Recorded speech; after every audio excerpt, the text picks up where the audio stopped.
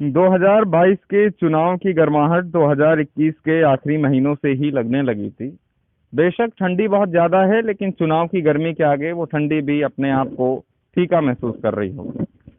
उत्तर प्रदेश समेत 5 राज्यों में चुनावी आचार संहिता लग चुकी है और ये उसके बाद यानी कल ही लगी और आज ही मेरी पहली ग्राउंड रिपोर्ट है। हम सरेनी विधानसभा के अंतर्गत सरेनी क्षेत्र में हैं और यहाँ की जनता किसको चाहती है। जब हम किसको चाहती है बोलते हैं तो मेरा मतलब यहाँ सिर्फ पार्टी से नहीं है कि हम सिर्फ कांग्रेस, भाजपा, सपा या बसपा की बात कर रहे हैं। अभी भाजपा और कांग्रेस, सपा समेत जो बड़ी पार्टियां हैं उन्होंने अपने प्रत्याशी का नाम घोषित नहीं किया है। तो कौन सा प्रत्याशी हो सकता है इसकी भी अभी सिर्फ कयास ही लगाए जा सकते हैं। अभी जो है चेहरे साफ नहीं हुए हैं और हम लोगों से बात करते हैं और जानते हैं कि वो किस पार्टी से किस प्रत्याशी को अपना नेता देखना चाहते हैं और अगर वो प्रत्याशी होगा तो वो पार्टी के साथ कितना मजबूती से जाएंगे, अगर वो नहीं होगा तो फिर वो कहाँ जाएंगे। सबसे पहले आपसे बात करते हैं। दादा, क्या नाम है आपका? अशोक कुमार त्रिवेदी। आपके यहाँ से कौन सी पार्टी मजबूत है? हमारे यहाँ भाजपा इसमें मजबूत चल रही है। तो भाजपा मजबूत चल रही है, तो क्या आप लोग वर्तमान विधायक को फिर से रिपीट करना चाहते हैं? धीरेन्द्र बहादुर के कामकाज से के बारे में कुछ बताएं। विधायक का टिकट हम लोग चेंज कराना चाहिए। चेंज करना है। हम बंदे ब्राह्मण कैंडिडेट मनोज द्विवेदी या दीप प्रकाश शुक्ला को मिलने टिकट। मनोज द्विवेदी यानी दादाश्री को लेकर के भी काफी विवादों में रहे हैं क्षेत्र में। वो उसके बाद भी आप लोग क्या दादाश्री पर भरोसा? उनके सामाजिक कार्य वही सब कामन पर भारी हैं। अच्छा, उनके जो सामाजिक कार्य हैं वही भारी हैं वही कामन पर। तो भाजपा अगर वर्तमान विधायक को रिपीट करती, क्योंकि वर्तमान विधायक हमेशा जो भी संभावित प्रत्याशी होते हैं उन पर भारी पड़ता है, तो वर्तमान विधायक को देखा जाए तो उनकी छवि के बारे में आप क्या कहेंगे? हाँ, उनके क्रेडिट ठीक नहीं है। उन्होंने क्षेत्र में कोई काम नहीं किया है, इसलिए हम लोग दीप प्रकाश शुक्ला को लाइक करते हैं।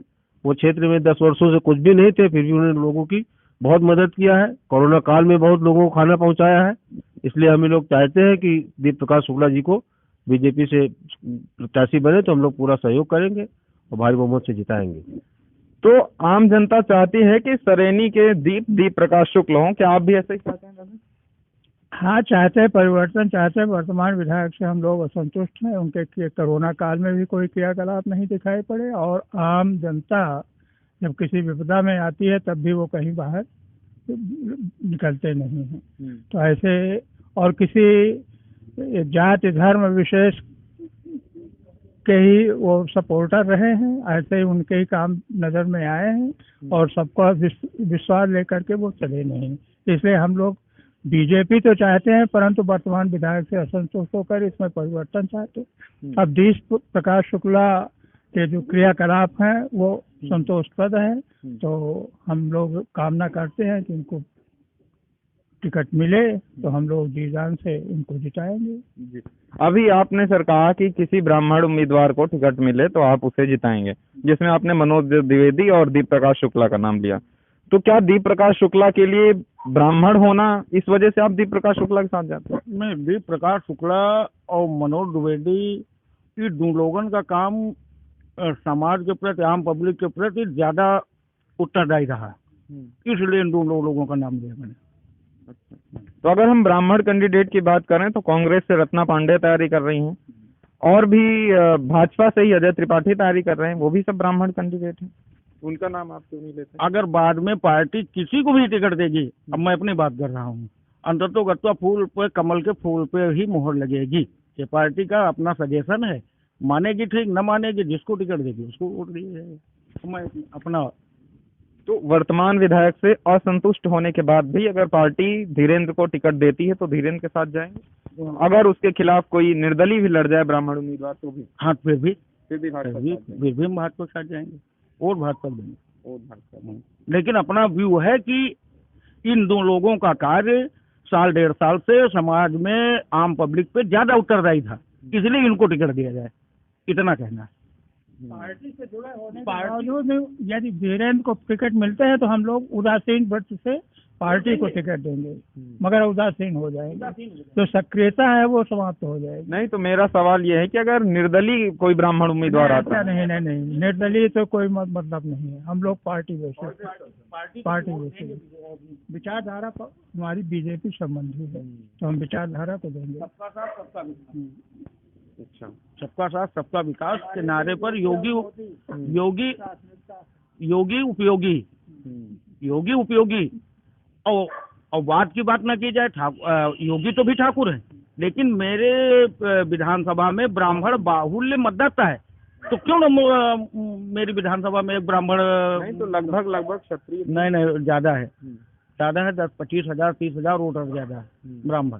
तो जैसे हर ब्लॉक में जात के हिसाब से टिकट वितरण होता तो मेरी ब्लॉक में मेरी विधानसभा में क्यों न हो, जबकि एक से एक चुनाव लड़ने वाले सारे कैंडिडेट हैं, समाज में अच्छा प्रभाव, सीट जीत के देंगे पार्टी को। ये भी नहीं कि सीट चली जाएगी, सीट जीत के देंगे वो। अच्छा, अगर पार्टी ब्राह्मण उम्मीदवार को टिकट नहीं देती है, किसी क्षत्रिय को ही देती है, तो क्या पार्टी को नुकसान उठाना पड़ सकता है यहाँ से?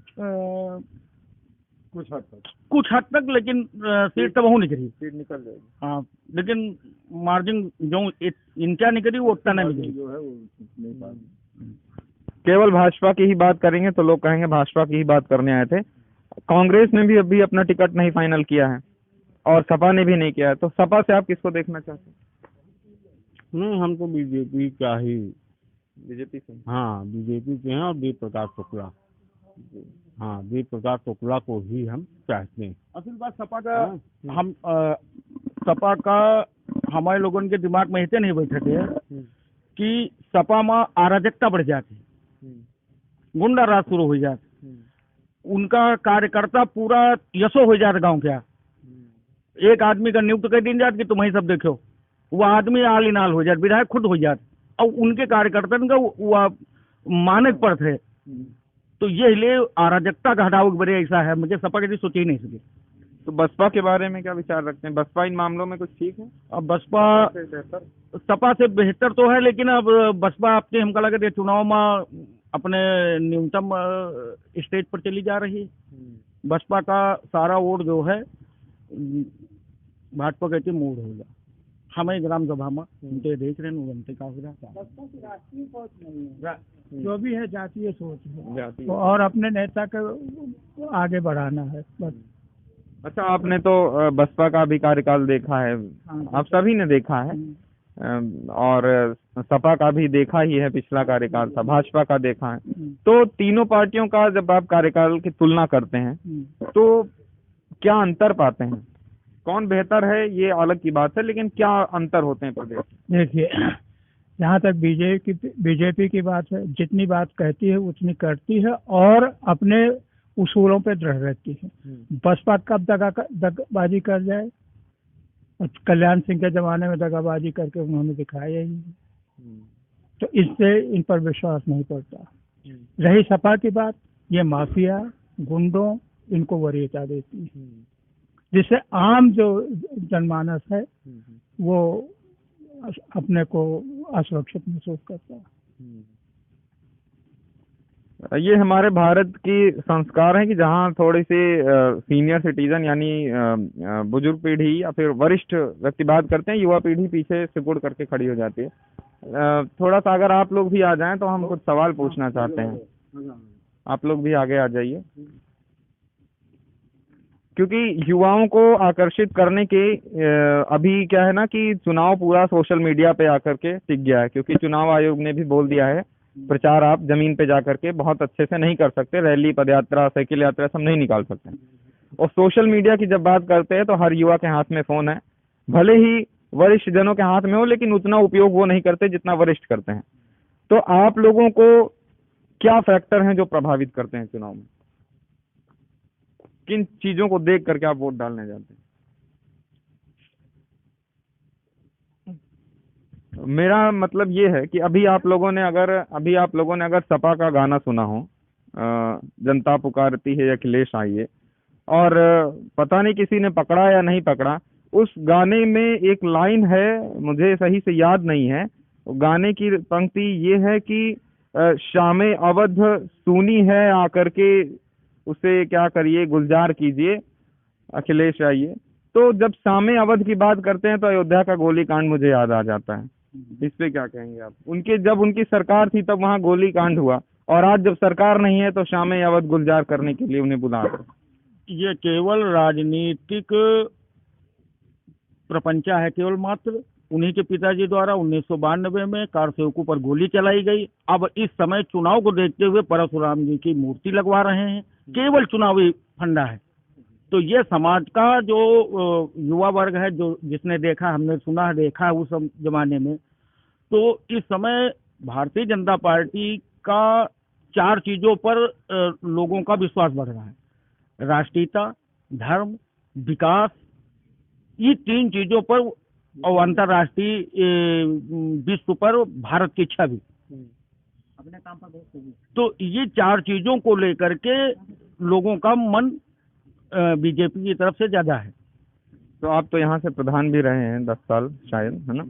तो महंगाई एक बहुत बड़ा मुद्दा है। महंगाई मुद्दा है तो केवल 2-3 चीजों पर महंगाई लोगों को इफेक्ट करती है। तो उसके बदले में सरकार सारी चीजें अवेलेबल तो करा रही है। 500 रुपए के बजाय 1000 पेंशन, बिजली आधा बिल, किसान सम्मान निधि, डबल राशन, तेल नमक से लेकर के सारी चीज अवेलेबल करा रही है, सुविधा दे रही है।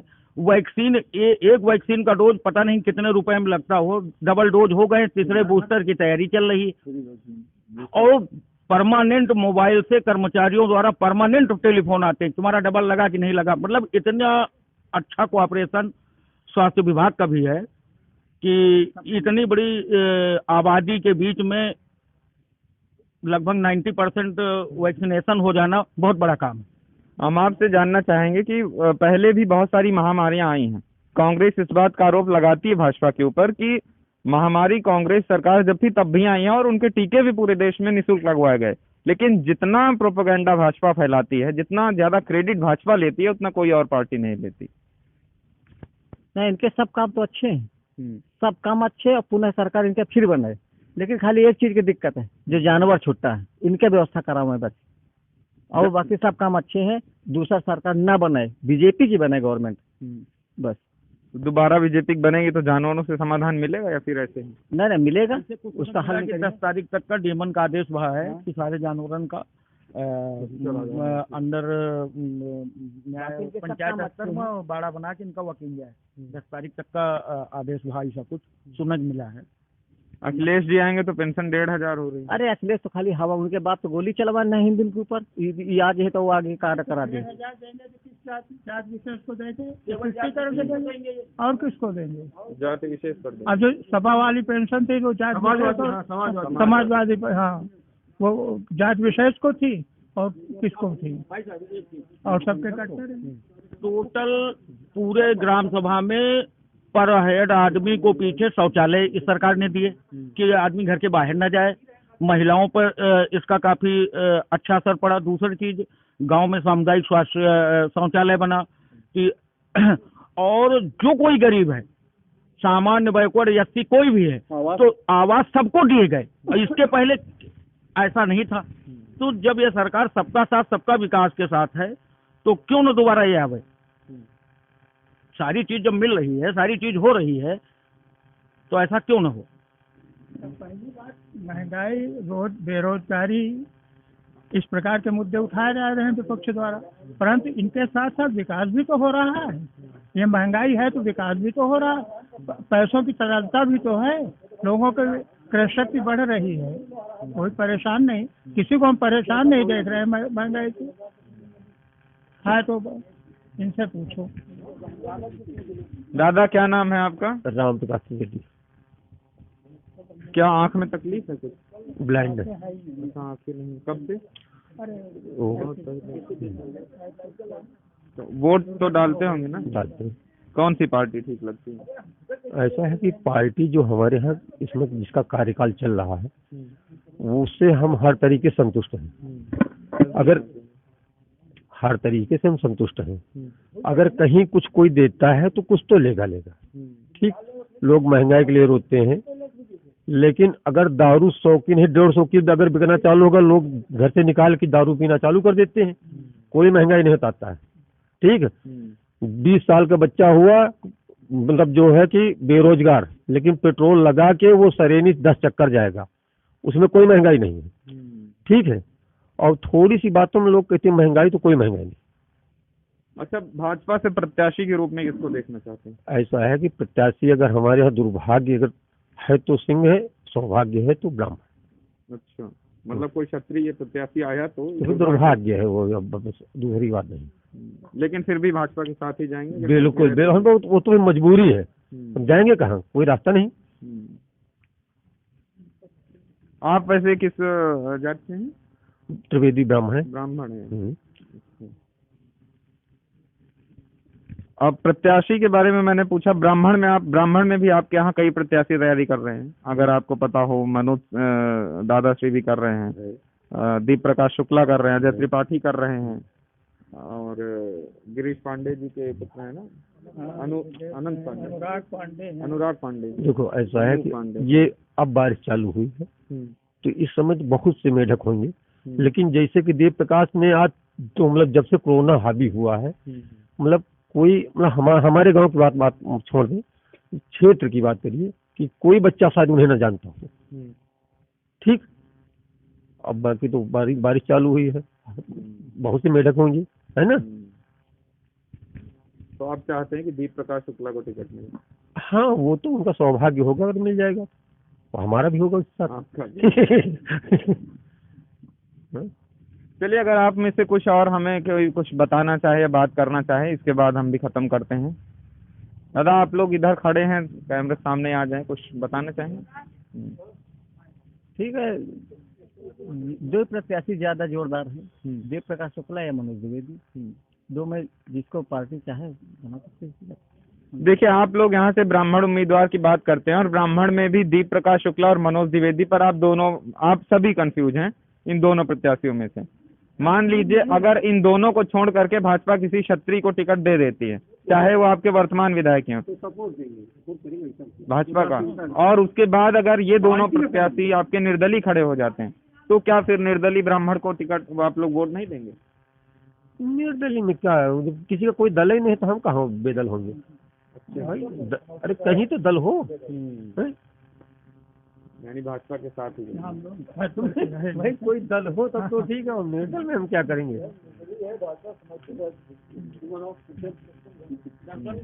स्कूल जाते हो? किस क्लास में? 11। तो अभी तो वोटिंग राइट होगा नहीं? अभी नहीं, अभी मैं 16 साल में। 16 साल है। पार्टी कौन सी अच्छी लगती है? बीजेपी। कारण क्या है?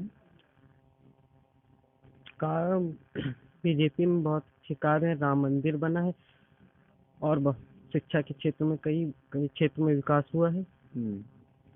अभी जब लोगों से बात करते हैं तो लोग एक जो है बड़ी बेतुकी बात कहते हैं कि कोरोना की वजह से भाजपा ने जिंदगी बर्बाद कर दी। अब ये भी भाजपा सरकार के लिए भी दुर्भाग्य की बात ही होगी कि उनके समय में ही कोरोना आया, इसके पहले की सरकारों में नहीं आया। तो इसके लिए जनता आकलन नहीं कर पा रही, एकदम नया नया एक्सपीरियंस है कि कोरोना ने बर्बाद की है कि सरकार ने बर्बाद की है। और स्कूल वगैरह बंद हैं, स्कूल वगैरह भी फिर से बंद हो गए हैं। तो वो ऑनलाइन पढ़ाई करके वो कर रहे हैं। अगर स्कूल जाएंगे तो कोरोना बढ़ेगा और बच्चों को होगा तो वहाँ उनकी मृत्यु होगी। स्कूल जाने की इच्छा होती है या छुट्टी हो जाती है तो ठीक लगता है, चलो छुट्टी है। ऐसे छुट्टियाँ अच्छी लगती हैं, पर ज्यादा छुट्टियाँ खराब लगती है ना। किसी भी चीज की अधिकता जो है नुकसानदायक होती है। और प्रत्याशी में आप यहाँ से किसको चाहते हैं, कौन भाजपा? दीप प्रकाश शुक्ला जी को। दीप प्रकाश शुक्ला जी से इतना लगाव है, कारण क्या है? जी हमारी उम्र भी 16 साल है। अभी हमको 4-5 साल से हम केवल दीप प्रकाश शुक्ला जी को ही जान रहे हैं, और कोई प्रत्याशी नहीं, और सब तो बरसाती मेढक की तरह अभी आए हैं। दीप प्रकाश शुक्ला जी ने व्यक्तिगत रूप से आपके लिए क्या मदद की है जिसके कारण आप? व्यक्तिगत में इन्होंने हमारे क्षेत्र में कोरोना काल से बहुत मदद की है, मास्क वितरित किया है, खाना वितरित किया है, भोजन इत्यादि नाना प्रकार से हमारे क्षेत्र की सेवा की है। चलिए, इस वीडियो में आपने जो देखा, अब इसका एक एक करके आकलन बताने की मुझे आवश्यकता नहीं है, आकलन आप खुद निकाल सकते हैं। हमारी कोशिश थी कि हम कांग्रेस और सपा के बारे में ही उतनी बात करें जितनी भाजपा की बात यहाँ पर हुई है, लेकिन समर्थक यहाँ भाजपा के ही हैं। दादा, आप भी कुछ कहिए, उसके बाद फिर हम खत्म करते हैं। कौन सी पार्टी बेहतर लगती है, किसको प्रत्याशी देखना चाहते हैं? हम बीजेपी को शुरू से देखते हैं, बीजेपी हम चाहते हैं।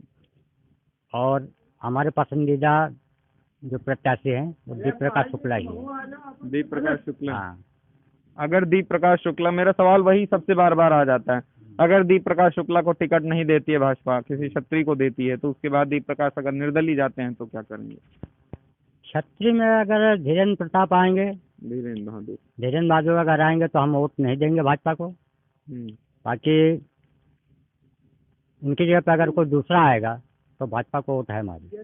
दीप प्रकाश निर्दलीय होकर के आते हैं तो फिर बीजेपी नुकसान ये स्वाभाविक है। क्या कह रहे थे? दीप प्रकाश निर्दलीय होकर के आते हैं तो फिर बीजेपी का ह्रास होगा, नुकसान होगा। चलिए ठीक है, फिर ये वीडियो यहीं खत्म करते हैं, मिलते हैं किसी अगले वीडियो।